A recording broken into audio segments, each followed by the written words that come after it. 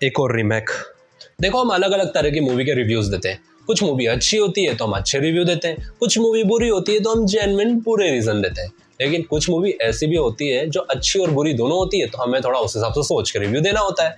लेकिन ये मूवी का रिव्यू देने से पहले सोचना पड़ेगा। इस मूवी का रिव्यू देने से पहले मेरी बहुत बुरी फट रही है, क्योंकि अगर मैंने इसमें कोई क्लिप या कोई चीज़, तो मे भी शायद मेरा चैनल,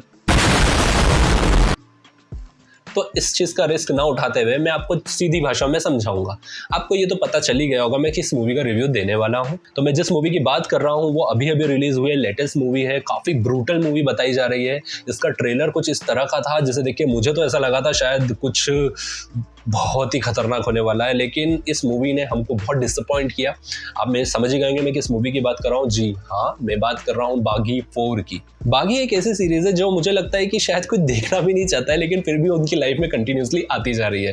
पहले बागी 1 आई, लोगों को पसंद आई, बागी 2 आई, ठीक ठाक लगी, बागी 3 आई, क्यों आई, और फिर बागी 4 आई। सो फाइनली बागी 4 रिलीज हो गई है और उसमें है टाइगर श्रॉफ, हरनाज संधू, संजय दत्त और सोनम बाजवा है।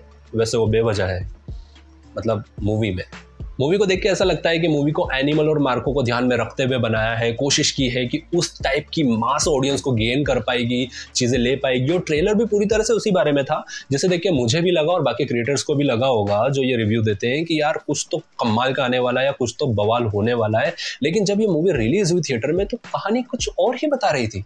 मूवी में एनिमल और मार्को जैसी ब्रुटैलिटी तो दिखाई है, लेकिन मतलब क्यों दिखाई है? कहीं कहीं ऐसा लगता है अननेसेसरी चीज़ें दिखाई जा रही है, अननेसेसरी एक्शन दिखाया जा रहा है। कहीं कहीं एक्शन थोड़ा सा ऐसा लग रहा है जैसे कि बहुत ज़्यादा एनिमेटेड है, मतलब रियलिस्टिक लग ही नहीं रहा है। कुछ कुछ शॉट्स ऐसे जा रहे हैं जो मुझे लगता है कि उसकी नीड भी नहीं थी, फिर भी उसे डाला जा रहा है जस्ट क्योंकि उनको दिखाना था, उनको खून खराबा दिखाना था इसके अंदर। मुझे समझ नहीं आता है ऐसा क्यों किया, बट नहीं करना चाहिए था यार।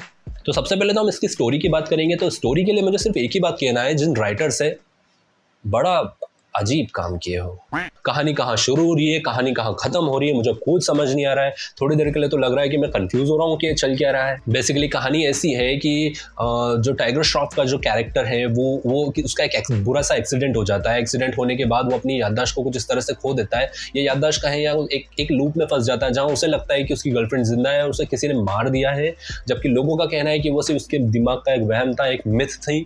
अब पूरी कहानी इसी के ऊपर दौड़ रही होती है और कहानी हमें समझ ही नहीं आ रही होती है कि कहानी दौड़ रही है, चल रही है, या फिर हो क्या रहा है। बेसिकली मैंने ये सोच कर रिव्यू बनाया था कि हर कोई इस मूवी का बुरा रिव्यू बना रहा है, मैं जाकर देखूं तो सही, कुछ शायद कुछ अच्छा, कुछ यूनिक मिले जो मैं आप लोगों को बताऊं और शायद कुछ नया मिल जाए। बट भाई वो सब सही थे। मैंने सोचा कि कुछ नया मिल जाएगा, मैं कुछ नया ट्राई करके आपको बताऊंगा, कुछ अलग चीज़ बता दूंगा, पर नहीं मेरे भाई, इतना मज़ा आया ही नहीं चीज़ों में। मतलब मैंने सोचा था कि मैं सीरियसली कोई एक बड़ी एक्सपेक्टेशन लेकर गया था चीज़ों को लेके कि कुछ में अलग देखने को मिलेगा, क्योंकि मैंने ट्रेलर में स्टोरी देखी थी। बेसिकली आप ये समझ सकते हो कि आपने जो ट्रेलर में देखा वही स्टोरी है, स्टार्ट टू एंड सब कुछ वही है। लव स्टोरी उसमें दिखाई हुई है, जो लव स्टोरी थोड़ी सी कंफ्यूजिंग, बहुत ज़्यादा कंफ्यूजिंग मेरे भाई।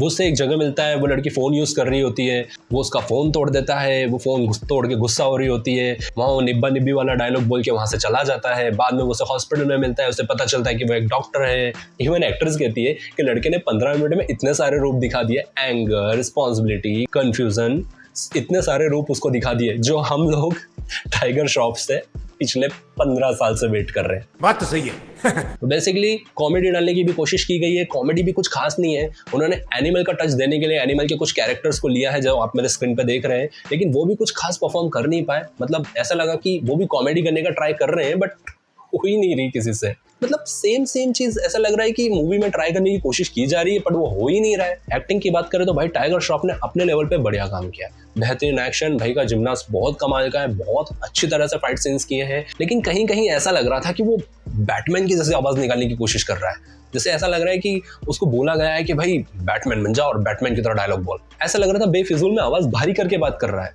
यार उसकी नीड नहीं थी ये। मुझे लगता है, ऐसा लगता है कभी कभी कि टाइगर श्रॉफ वैसे बहुत बढ़िया एक्टर बन सकते हैं, इवन वो हैं, बट शायद उनकी मूवी सिलेक्शन सही नहीं जा रही है। वो और भी बढ़िया प्रोजेक्ट्स ले सकते हैं, या मेरा पर्सनल सजेशन है या मेरा पर्सनल थॉट है कि उनको और इससे बेटर प्रोजेक्ट्स उठाने चाहिए और बेटर कर सकते हैं, उनमें बहुत सारा पोटेंशियल है।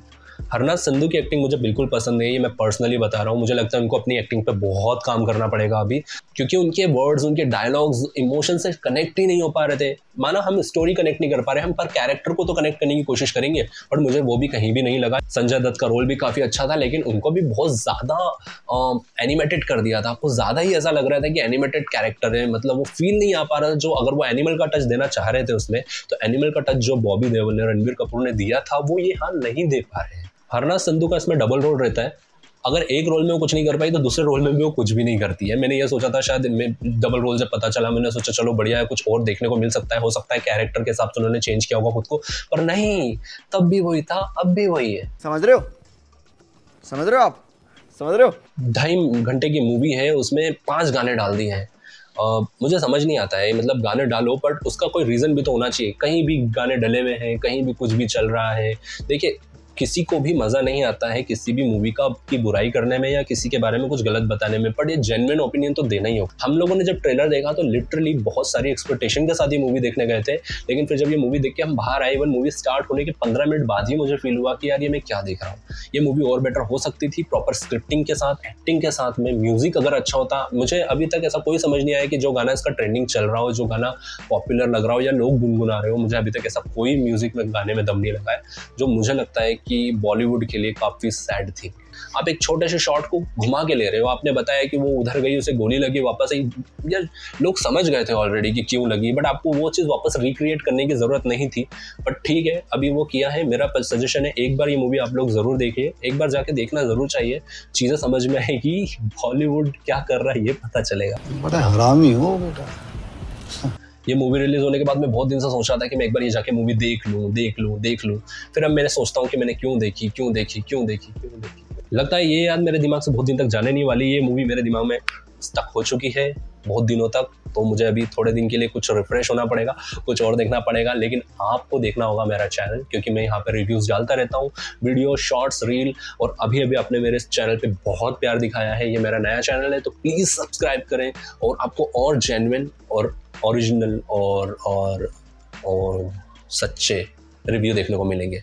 और हाँ, बागी वालों, मेरा चैनल मत उड़ाना।